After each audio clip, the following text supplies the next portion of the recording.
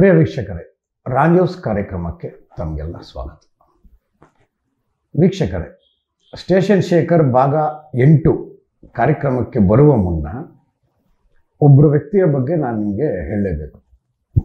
ನಮ್ಮ ಹಲವಾರು ನೆಚ್ಚಿನ ವೀಕ್ಷಕರಲ್ಲಿ ಸುರೇಶ್ ಅನ್ನೋರು ಒಬ್ಬರು. ಅವರು ಏನನ್ನು ನಾವು ಸಂಖ್ಯೆ ಹಾಕ್ತೀವಿ ಜಾಹೀರಾತಿಗೆ ಅಂತ ಅದನ್ನ ನೋಡಿ ನನಗೆ ಕರೆ ಮಾಡಿ ಪರಿಚಿತರಾದವರು. ನಾನು ಅವ್ರನ್ನ ನೋಡಿಲ್ಲ, ಅವರು ನನ್ನ ಇದರಲ್ಲಿ ವಾಹಿನಿಯಲ್ಲಿ ನೋಡಿದ್ದಾರೆ.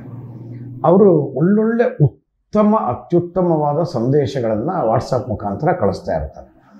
ಅದರಲ್ಲಿ ಕೆಲವೊಂದು ಆಯ್ಕೆಯಾದಂತಹ ಅತ್ಯುತ್ತಮ ಕೆಲವು ಸಂದೇಶನ ಬರೀ ಅವ್ರು ಕಳಿಸಿದ ನಾನು ಓದಿ ಸುಮ್ಮನೆ ಆಗಿದೆ. ನಿಮಗೂ ಹೇಳ್ತೀನಿ, ಯಾಕೆಂದರೆ ಎಲ್ಲ ವೀಕ್ಷಕ ಮಹಾಶಯರು ತಲುಪಲಿ ಒಳ್ಳೊಳ್ಳೆ ವಿಚಾರಗಳು ಅಂತ. ಓಕೆ, ಈಗ ಸಬ್ಜೆಕ್ಟ್ ಏನಂದರೆ ಚಾಣಕ್ಯ.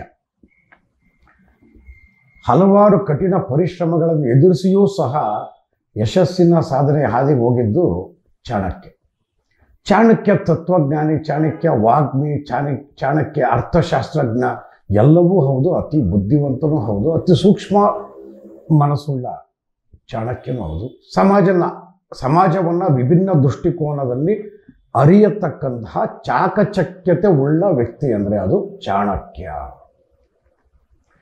ಚಂದ್ರಗುಪ್ತ ಮೌರ್ಯನ ಆಸ್ಥಾನದಲ್ಲಿ ಮಂತ್ರಿಯಾಗಿರ್ತಕ್ಕಂತಹ ಚಾಣಕ್ಯ ಅದೊಂದು ದಿವಸ ಜನರ ಕಷ್ಟ ಸುಖಗಳನ್ನ ಅರಿಯಬೇಕು ಅಂತ ರಾಜ ಚಂದ್ರಗುಪ್ತ ಮೌರ್ಯನ ಜೊತೆ ಚಾಣಕ್ಯ ಒಮ್ಮೆ ಪರ್ಯಟನೆಗೆ ಹೋಗ್ತಾರೆ.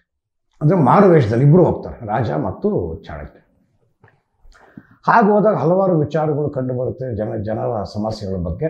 ಅದರಲ್ಲಿ ಒಂದು ಪ್ರಮುಖವಾದ್ದು ಅಂದರೆ ಜನ ರಾತ್ರಿ ಹೊತ್ತು ರಗ್ಗಿಲ್ಲದೆ ರಗ್ಗಿಲ್ಲದೆ ಅಂದರೆ ಹೊದಿಕೆ ಇಲ್ಲದೆ ನರಳಾಟವು ಕಾಣ್ತಾ ಇರುತ್ತೆ. ಅದನ್ನು ಮನಗಂಡ ರಾಜ ಎಲ್ಲರಿಗೂ ನಾವು ಒಂದೊಂದು ರಗ್ಗಾದರೂ ಕೊಡಬೇಕು ಅಂತೇಳಿ ಹಲವಾರು ರಗ್ಗುಗಳನ್ನ ತರಿಸಿ ಅದನ್ನು ಚಾಣಕ್ಯನ ಮನೆಯಲ್ಲಿ ಪೇರಿಸಿಟ್ಟಿರ್ತಾರೆ. ಹಾಗೆ ಚಾಣಕ್ಯನ ಮನೆಯಲ್ಲಿ ಪೇರಿಸಿಟ್ಟ ರಗ್ಗುಗಳ ವಿಚಾರ ಕಳ್ಳರ ಕಿವಿಗೆ ಬಹುಬೇಗ ಬಿದ್ದುಬಿಡುತ್ತೆ. ಆಗ ಕಳ್ಳರು ಚಾಣಕ್ಯನ ಮನೆಗೆ ನುಗ್ತಾರೆ. ಅಲ್ಲಿ ರಗ್ಗೆಲ್ಲ ಪೇರಿಸಿಟ್ಟಿರ್ತಾರೆ, ಇನ್ನೇನೆಲ್ಲ ಕದ್ಕೊಂಡು ಹೋಗ್ಬೇಕು ಅನ್ನೋ ಟೈಮಲ್ಲಿ ಏನಕ್ಕೋ ಹಿಂಗೆ ನೋಡ್ತಾರೆ, ಚಾಣಕ್ಯ ಮತ್ತು ಅವನ ತಾಯಿ ಹರಿದ ರಗ್ಗನ್ನು ಒದ್ಕೊಂಡು ಅರ್ಧಂಬರ್ಧ ಇರ್ತಕ್ಕಂಥ ಎಲ್ಲ ಹರಿದೋಗಿದ್ದ ರಗ್ಗನ್ನು ಒದ್ಕೊಂಡು ಚಳಿಲಿ ಹಾಗೆ ಮುಸ್ಕಾಕೊಂಡು ಮಲಗಿರ್ತಾರೆ. ಕಳ್ಳರಿಗೆಲ್ಲ ಆಶ್ಚರ್ಯ ಆಗಿ ಅವರು ತಮ್ಮ ಕಳ್ಳರ ನಾಯಕರಿಗೆ ಹೇಳ್ತಾರೆ, ನಾಯಕರೇ, ಈ ರೀತಿ ಇಷ್ಟು ರಗ್ಗಿಲ್ಲಿ ಇದ್ರೂ ಪೇರಿಸಿಟ್ಟಿದ್ರು ಸಹ ಇವರು ಹರಿದೋಗಿರೋ ರಗ್ನೆ ಒದ್ಕೊಂಡು ಆ ಚಳಿಲಿ ನಡುಕ್ತಾ ಇದ್ದಾರಲ್ಲ, ನಮ್ಗೆ ಆಶ್ಚರ್ಯ ಆಗ್ತದೆ. ಆಗ ಕಳ್ಳರ ನಾಯಕ ಕೂಡ ನೋಡ್ತಾನೆ, ಅವನಿಗೆ ಮನಸ್ಸು ಒಂಥರ ಆಗುತ್ತೆ, ಏನಿದು, ಯಾಕಿದು, ಪಕ್ಕದಲ್ಲೇ ಒಂದು ಹೊಸ ರಗ್ಗಿದ್ರು ತೆಗೆದು ಹಿಂಗೆ ಒದ್ಕೊಳ್ತೀರಾ, ಅವರು ಹರಿದೋಗಿರೋ ಹಳೆ ರಗ್ಗಲ್ಲಿ ಮಲಗವ್ರಲ್ಲ ಅಂತ ಆಶ್ಚರ್ಯ ಆಗುತ್ತೆ. ಆಗ ಗಟ್ಟಿ ಮನಸ್ಸು ಮಾಡಿ ಕಳ್ಳರ ನಾಯಕ ಚಾಣಕ್ಯನ ಎಬ್ಬರಿಸಿ ಕೇಳ್ಬಿಡ್ತಾನೆ, ಏನಿದು ನಿನ್ನ ಪಾಡು, ಇಲ್ಲಿ ಇಷ್ಟೊಂದು ರಗ್ಗುಗಳು ಪೇರಿಸಿಟ್ಟಿರ್ಬೇಕಾದ್ರೆ ನೀನು ಯಾಕೆ ಆ ಹರಿದ ಹಳೆಯ ರಗ್ಗನ್ನು ಒದ್ಕೊಂಡು ಚಳಿಲಿ ಹೀಗೆ ನಡುಕ್ತಾ ಇದೆಯಾ? ಇಲ್ಲೊಂದು ರಗ್ಗು ತೊಗೊಂಡು ಮಲಗ್ಬೋದಾಗಿತ್ತಲ್ಲ, ಬೆಚ್ಚನೆ ಹೊದಿಕೆ ಇತ್ತಲ್ವಾ ಹೊಸದು ಅಂತ ಕೇಳಿದಾಗ ಚಾಕಚಕ್ಯತೆಯಿಂದ ಚಾಣಕ್ಯ ಉತ್ತರಿಸುತ್ತಾನೆ. ಏನಂತ, ಯಾವ ರೀತಿ ಅಂದರೆ, ನೋಡಿ, ಇದು ನಂದು ಹಳೆ ರಗ್ಗು, ನಂದಿದು. ನಾನಿಲ್ಲಿ ಬಡವ್ರಿಗೆ ಅಂತ ನಮ್ಮ ಮಹಾರಾಜ ಪೇರಿಸಿಟ್ಟಂತಹ ರಗ್ಗುಗಳನ್ನ ಒದ್ಕೊಂಡ್ಬಿಟ್ರೆ ನಿಮಗೂ ನನಗೂ ವ್ಯತ್ಯಾಸವೇನಿರುತ್ತೆ ಅಂದರೆ, ಚಾಣಕ್ಯ ಒಂದು ಸಮಾಲಿರೋ ಒಂದು ಹೊಸ ರಗ್ಗು ತೊಗೊಂಡು ಒದ್ಕೊಂಡ್ಬಿಟ್ರೆ ಕಳ್ಳರಿಗೂ ಚಾಣಕ್ಯಗೂ ವ್ಯತ್ಯಾಸ ಏನಿರುತ್ತೆ ಅನ್ನೋದನ್ನ ಬಿಡಿಸಿ ಹೇಳ್ತಾನೆ. ಕಳ್ಳರಿಗೆ ಆಶ್ಚರ್ಯ ಆಗುತ್ತೆ. ಚಾಣಕ್ಯ ಹೇಳ್ತಾನೆ, ನನಗೆ ಕಷ್ಟನೋ ಸುಖನೋ ಬಡವ್ರಿಗೆ ಅಂತ ತಂದಿಟ್ಟಿರೋದು, ಅದನ್ನು ನಾನು ಕದ್ದು ಹೋದ್ರೆ ಅದು ಸರಿ ಇರಲ್ಲ, ನ್ಯಾಯ ಅಲ್ಲ. ಆಗ ಒಂದು ವೇಳೆ ಕದ್ರೆ ನಾನು ನಿಮ್ಮಂತೆ ಆಗೋಗ್ತೀನಲ್ವಾ ಅಂತ ಹೇಳ್ತಾನೆ. ಆಗ ಕಳ್ಳರ ನಾಯಕನಿಗೆ ಮನಸ್ಸಿಗೆ ತುಂಬ ನಾಟುತ್ತೆ. ಪಕ್ಕದಲ್ಲೇ ಇದ್ದರೂ ಈ ವ್ಯಕ್ತಿ ಚಳಿಗೆ ಒಂದು ರಗ್ಗೆತ್ಕೊಂಡು ಮಲ್ಕೊಳ್ಳಿಲ್ಲ, ನಾವಿದು ಕದ್ಕೊಂಡು ಹೋಗೋಕ್ಕೆ ಬಂದಿದ್ದೀವಿ, ಇದು ಸರಿ ಇಲ್ಲ ಅಂದ್ಬಿಟ್ಟು ಅದನ್ನ ಕಳ್ತನ ಮಾಡಲ್ಲ, ಮನ ಪರಿವರ್ತನೆಯಾಗಿ ಎಲ್ಲ ಕಳ್ಳರು ವಾಪಸ್ಸು ಮರಳುತ್ತಾರೆ. ಸಣ್ಣ ನೀತಿಕತೆ, ತುಂಬ ಹೊತ್ತು ತೊಗೊಂಡ್ಬಿಟ್ಟೆ ನೀತಿಕತೆ ಅನಿಸುತ್ತೆ. Okay, will move to the story of station Shekhar. Station Shekhar ಭಾಗ 8. ಮನೆಗಳು ದೂರ ದೂರ, ವಿಪರೀತ ಕಾಡಿನ ಪೊದೆಗಳು. 4 ಕಡೆ ಕತ್ಲೆ, ಆಮೇಲೆ ದಾರಿಗಳು ಸರಿಯಾಗಿ ಗೊತ್ತಿಲ್ಲ. ನಾವೇನು ಮಾಡ್ತೀವಿ, ಮನೆಯೊಳಗಡೆ ಎಂಟ್ರಾಗ್ತೀವಿ.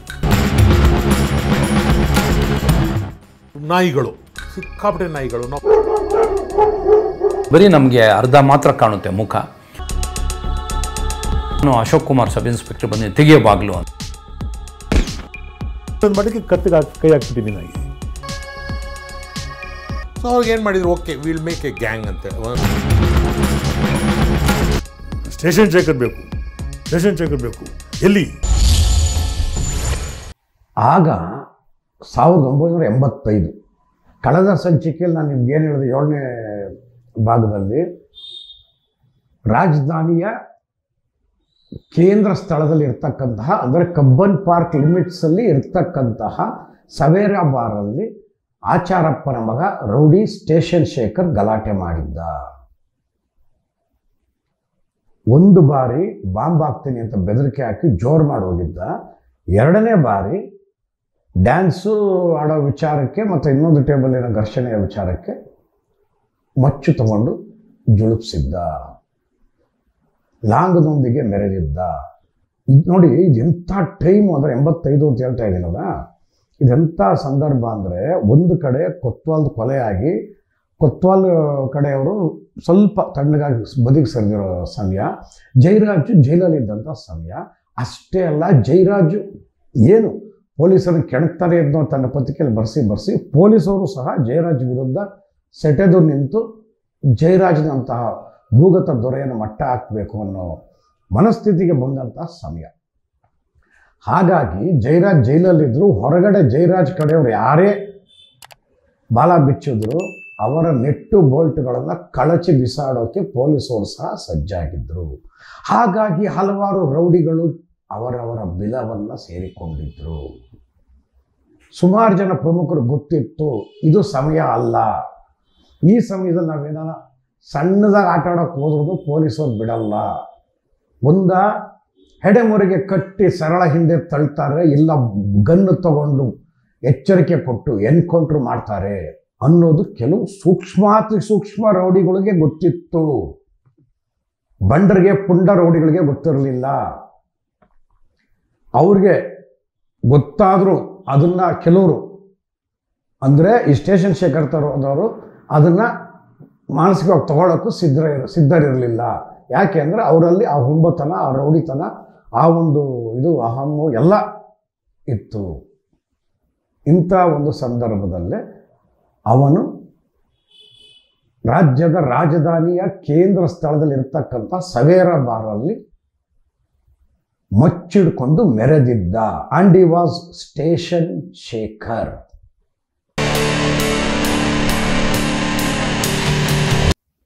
ಸವೇರಾ ಬಾರಲ್ಲಿ ಮತ್ತಿನಿಂದ ಮಚ್ಚಿಡಿದು ಅಟ್ಟಹಾಸದಿಂದ ಮೆರೀತಾ ಇದ್ದ ಸ್ಟೇಷನ್ ಶೇಖರ್ಗೆ ಸಮಾಧಾನ ಮಾಡಿ ಸುಮ್ಮನಾಗು, ಗಲಾಟೆ ಮಾಡಬೇಡ ಅಂತ ಹೇಳಕ್ಕೆ ಹೋಗಿದ್ದು ಬಾರ್ನ ಮಾಲೀಕರಾದ ಅಬ್ದುಲ್ಲಾರವ್ರು. ಅಬ್ದುಲ್ಲಾರವ್ರು ತಡಿಯಕ್ಕೆ ಬಂದರೂ ಸಹ ಅವ್ರನ್ನೂ ತಳ್ಳಿ ಅವ್ರ ಮೇಲೂ ಮಚ್ಚು ಬೀಸಿದ ಮಚ್ಚು ಅಬ್ದುಲ್ಲಾ ಅವರ ಕೈಯನ್ನು ಸೀಳಿತ್ತು. ಈ ಘಟನೆ ಇಡೀ ಬೆಂಗಳೂರಲ್ಲೇ, ಈ ಘಟನೆಯ ಸುದ್ದಿ ಇಡೀ ಬೆಂಗಳೂರಲ್ಲೇ ಸಂಚಲನ ಮೂಡಿಸಿತ್ತು. ಪೊಲೀಸರು ನಿಬ್ಬೆರಗಾಗಿ ನೋಡುತ್ತಿದ್ದರು. ಯಾಕೆ ಅಂದರೆ ಪ್ರಮುಖ ಎಲ್ಲ ದಿನಪತ್ರಿಕೆಗಳಲ್ಲಿ ರೌಡಿಗಳ ದಾಂಧಲೆ, ಬಾರ್ನಲ್ಲಿ ರೌಡಿಗಳ ದಾಂಧಲೆ, ಕೇಂದ್ರ ಸ್ಥಳದಲ್ಲೇ ರೌಡಿಗಳ ಹಾವಳಿ ಇಷ್ಟೇ ಆಗಿದ್ರೆ ಒಂದು, ಅದ್ರ ಜೊತೆಗೆ ಪೊಲೀಸರ ನಿಷ್ಕ್ರಿಯತೆ ಎಂಬಂಥ ಅರ್ಥ ಬರುವಂತಹ ವಾಕ್ಯಗಳು ಪತ್ರಿಕೆಗಳ, ದಿನಪತ್ರಿಕೆಯ ಮುಖಪುಟಗಳಲ್ಲಿ ರಾರಾಜಿಸುತ್ತಿತ್ತು. ಯಾವ ಪ್ರದೇಶಗಳಲ್ಲಿ ಒಂದು ಸಣ್ಣ ಸುದ್ದಿ ಆದರೂ ದೊಡ್ಡ ಸುದ್ದಿಯಾಗಿ ಬರುತ್ತೋ ಅಂತಹ ಪ್ರದೇಶದಲ್ಲಿ, ಅಂತಹ ಜಾಗದಲ್ಲೇ ಈ ಸ್ಟೇಷನ್ ಶೇಖರ್ ಅಟ್ಟಹಾಸ ಮೆರೆದಿದ್ದ. ಪೊಲೀಸವರು ಎಲ್ಲರೂ ಅಲರ್ಟ್ ಆದರು. ಅಷ್ಟೇ ಅಲ್ಲ, ಅವತ್ತಿಗೆ ರಾಜ್ಯದ ರಾಜಧಾನಿಯ ಪೊಲೀಸ್ ಆಯುಕ್ತರಾಗಿದ್ದವರು, ಪೊಲೀಸ್ ಕಮಿಷನರ್ ಆಗಿದ್ದವರು ಎಸ್ ಮೂರ್ತಿ ಅವರು.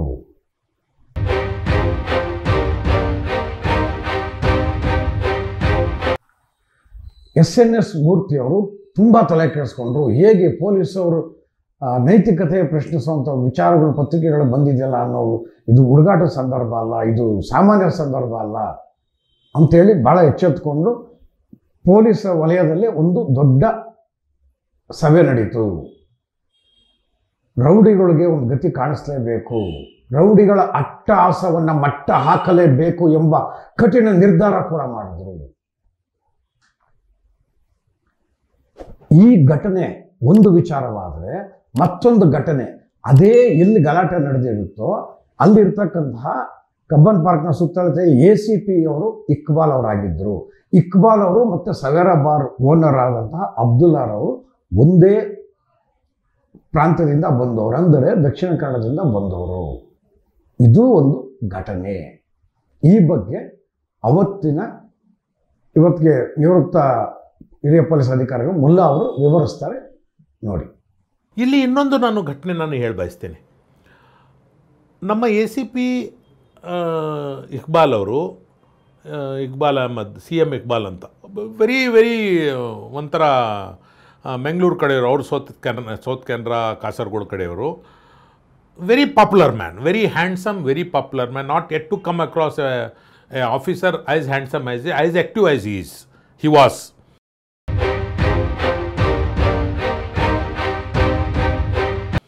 ಆಫ್ಕೋರ್ಸ್ ಈಗ ದಿವಂಗತರಾಗಿದ್ದಾರೆ. ಅವರು ಅವ್ರ ಟೈಮ್ನಲ್ಲಿ ಬೆಂಗಳೂರಿನಲ್ಲಿ ಅವರು ಫೋಕ್ಲೋರ್ ಹೀರೋ. ಮತ್ಲಬ್ ಸಣ್ಣ incident, Iqbal's moment was reported everywhere in Bengaluru press those days, and he was very popular and prominent ಅವಾಗ ಆ ಟೈಮ್ನಲ್ಲಿ. And this gentleman Abdullah also was from the same region. ಹೀಗಾಗಿಬಿಟ್ಟು ಇಕ್ಬಾಲ್ ಅವ್ರ ಮೇಲೆ ಅವ್ರ ಊರ ಕಡೆಯಿಂದ ಭಾಳಷ್ಟು ಪ್ರೆಷರ್ ಬಂತು. ಏನು ನಮ್ಮ ಹುಡುಗನಿಗೆ ಈ ಥರ ಆಗೋಗಿದೆ, ನೀವು ಏನು ಮಾಡ್ತಾ ಇಲ್ಲ ಅಂತ. ಡ್ಯೂರಿಂಗ್ ದಟ್ 4-5 days 1 weekಲ್ಲಿ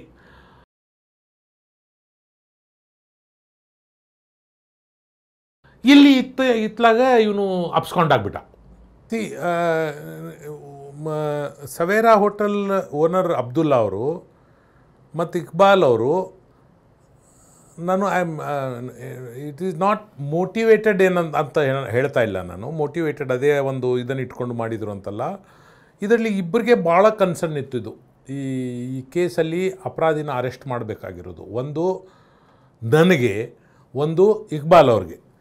ಇಕ್ಬಾಲ್ ಅವ್ರಿಗೆ ಏನು ಅಂತ ಹೇಳಿದ್ರೆ, ಈ ಅಬ್ದುಲ್ಲಾ ಅವರು ಅದೇ ರೀಜನ್ನವರು, ಕಾಸರಗೋಡು ರೀಜನ್ದವರು. ಮತ್ತು ಇಕ್ಬಾಲ್ ಅವ್ರಿಗೆ ಅಲ್ಲಿ ಹಿ ವಾಸ್ ಎ ನಾ ಹೇಳ್ದಂಗೆ ಅಲ್ಲಿ ಜಾನಪದ ಹೀರೋ ಅವರು, ಫೋಕ್ಲೋರ್ ಹೀರೋ ಇದ್ದಂಗೆ ಅವರು, ಪ್ರತಿಯೊಂದರಲ್ಲಿ ಇಕ್ಬಾಲ್ ಅಂತ ಬಿಟ್ಟು. ಸೊ ಅಲ್ಲಿಂದ ಅವ್ರಿಗೆ ಭಾಳ ಪ್ರೆಷರ್ ಬಂತು. ಏನು ಅಬ್ದುಲ್ಲಾಗೆ ಏಟಾಯಿತು, ನಿಮ್ಮ ಏರಿಯಾದಲ್ಲಿ ನೀವು ಅರೆಸ್ಟ್ ಮಾಡಿಲ್ಲ ಅಂತೇಳ್ಬಿಟ್ಟು. ಆವಾಗ ಇದನ್ನು ಭಾಳ ಸೀರಿಯಸ್ ಆಗಿ ತೊಗೊಂಡ್ರು. ನನಗೆ ಸೀರಿಯಸ್ನೆಸ್ ಯಾಕಿತ್ತಂದರೆ, ನಂಬರ್ 1 ಇದು MG ರೋಡಲ್ಲೇ ಆಯಿತು, ಮತ್ತು ಮೋರೆವರ್ ನನ್ನ case. It was kind of challenge to both of us.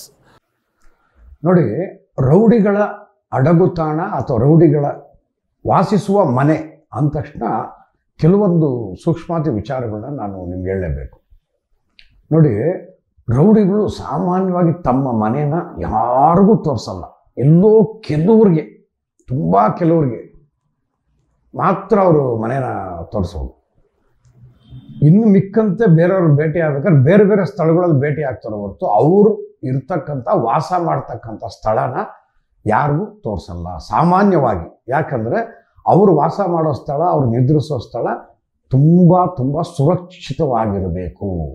ಅದು ಶತ್ರು ಪಡೆಯ ಕಿವಿಗೆ ಬೀಳಬಾರ್ದು. ಅವ್ರು ಮಲಗೋ ಜಾಗದ ಸಣ್ಣ ಇಶಾರೆ ಕೂಡ ಅವರ ಶತ್ರುಗಳಿಗೆ ಗೊತ್ತಾಗಬಾರ್ದು ಅನ್ನೋ ಒಂದು ಭಯದ, ಒಂದು ಎಚ್ಚರಿಕೆಯ ಭಾವ ರೌಡಿಗಳಿಗೆ ಇದ್ದೇ ಇರುತ್ತೆ.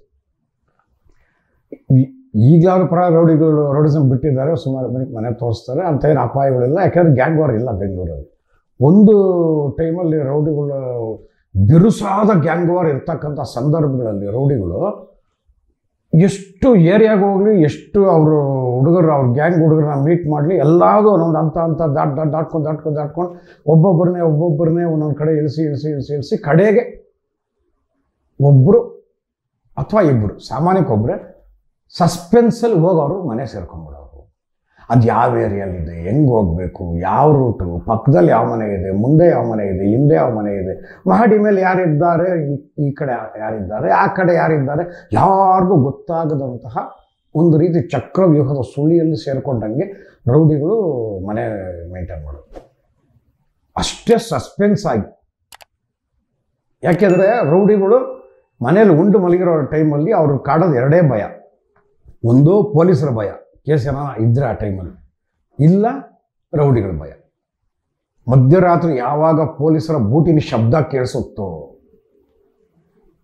ಗೇಟ್ ಶಬ್ದ ಆದರೆ ಸಾಕು, ಯಾವ ಪೊಲೀಸರು ಹುಡ್ಕೊಂಡ್ಬಂದ್ರು, ಲಟ್ಟಾದಲ್ಲಿ ಯಾವಾಗ ಬಾಗಿಲು ತಟ್ತಾರೋ, ಬೂಟ್ ಕಾಲಲ್ಲಿ ಯಾವಾಗ ಒದಿತಾರೋ, ಈ ಭಯ ಒಂದು ರೀತಿ. ಇನ್ನೊಂದು ರೀತಿ, ನಟ್ಟ ನಡು ರಾತ್ರಿಯಲ್ಲಿ ಮನೇನ ಕಂಡಿಡಿದು ಮನೇನ ಶತ್ರು ಪಡೆ ದುಶ್ಮನ್ಗಳು ರೌಡಿಗಳು ಯಾವಾಗ ಸುತ್ತೋರಿತಾರೋ, ಹೇಗೋ ಮನೆಗೆ ನೋಡ್ಕೊಂಡ್ಬಿಟ್ರೆ ಸಾಕು, ಬೆಳಿಗ್ಗೆ ಮನೆಯಿಂದ ಆಚೆ ಹೋಗೋ ಟೈಮ್ ರಪ್ಪದ್ದು ಹಿಡ್ಕೊಂಡು ಎಲ್ಲಿ ಮಚ್ಚುಗಳು ಅವ್ರ ಮೇಲೆ ಬೀಸಿ ಬರುತ್ತೋ ನೋಡಿ. ಮಚ್ಚು ಹಿಡಿದವನು ಸಾವು ಮಚ್ಚಿನ ಅಂತಾರಲ್ಲ, ಒಂದು ಮಚ್ಚು ಹಿಡಿದವನಿಗೆ 1000 ಮಚ್ಚು ಎದುರಾಗುತ್ತದೆ ಕೆಲವು ಸಂದರ್ಭದಲ್ಲಿ ಮುಂದಕ್ಕೆ, ಅವ್ರ ಹಣೆ ಬರ ನೆಟ್ಗಿಲ್ಲ ಅಂದರೆ. ಹೀಗೆ ರೌಡಿಗಳ ಮನೆ ಅನ್ನೋದು ಒಂದು ರೀತಿ ನಿಗೂಢ ಸೆನ್ಸೇಷನಲ್ ಪ್ಲೇಸಸ್. ಅವ್ರ ಮನೆಯ ಸುಳಿವು, ಜಾಡು, ಹಾದಿ, ಹೆಜ್ಜೆ ಗುರುತು ಯಾವುದು ಯಾರಿಗೂ ಗೊತ್ತಾಗ್ದಂಗೆ ನೋಡ್ಕೊಂಡಿರ್ತಾರೆ. ಯಾಕಂದರೆ ಅವರು ಬದುಕೋಕ್ಕೋಸ್ಕರ, ಅವರ ಜೀವದ ಆಸೆಗೋಸ್ಕರ, ಅವರ ಜೀವದ ರಕ್ಷಣೆಗೋಸ್ಕರ. ಇದು ರೌಡಿಗಳಿಗೆ ಸಂಬಂಧಪಟ್ಟ ಮನೆಗಳ ನಿಗೂಢವಾದ ವಿಚಾರ. ಆ ಬಗ್ಗೆ ನಮ್ಮ ನಿವೃತ್ತ ACP ಅವರಾದ ಹಿರಿಯ ಅಧಿಕಾರಿಗಳಾದ ಟೈಗರ್ ಅಶೋಕ್ ಕುಮಾರ್ ಅವರು ಇನ್ನಷ್ಟು ವಿವರಿಸ್ತಾರೆ ನೋಡಿ. ದೊಡ್ಡ ದೊಡ್ಡ ರೌಡಿಗಳು ಯಾವಾಗಲೂ ಈಗಲೂ ಅಷ್ಟೇ ಅವರ ಮನೆ ಮತ್ತು ಅವರ ಅಡುಗುತಾಣ ಯಾರಿಗೂ ಹೇಳೋದೇ ಇಲ್ಲ. ಅವ್ರು ಯಾವುದೋ ಒಂದು ಜಾಗಕ್ಕೆ ಬಂದು ಬೇರೆ ಗ್ಯಾಂಗ್ ಮೆಂಬರ್ ಸೇರಿಕೊಂಡು ಹೋಗ್ತಾರೆ ಹೊರತು ಈ ಹೈಡ್ಔಟ್ಸ್ ಯಾರಿಗೂ ಗೊತ್ತಾಗಲ್ಲ. ಸೊ ಹಾಗೆ ಇವಂದು ಅದೇ ಸೇಮ್ ಇದಿರುತ್ತೆ. ಇದರಲ್ಲಿ ನಾವೇನು ಮಾಡ್ತೀವಿ, ರಾತ್ರಿ ಹಗಲು ಕೆಲಸ ಮಾಡಿ ಸುಮಾರು ಜನ ರೌಡಿಗಳನ್ನು ಹಿಡಿದು ಕೊನೆಗೆ ನಮಗೆ ಒಂದು ದಿವಸ ನಾನು ರಾತ್ರಿ ಮಲಗಿರ್ತೀನಿ ಮನೇಲಿ.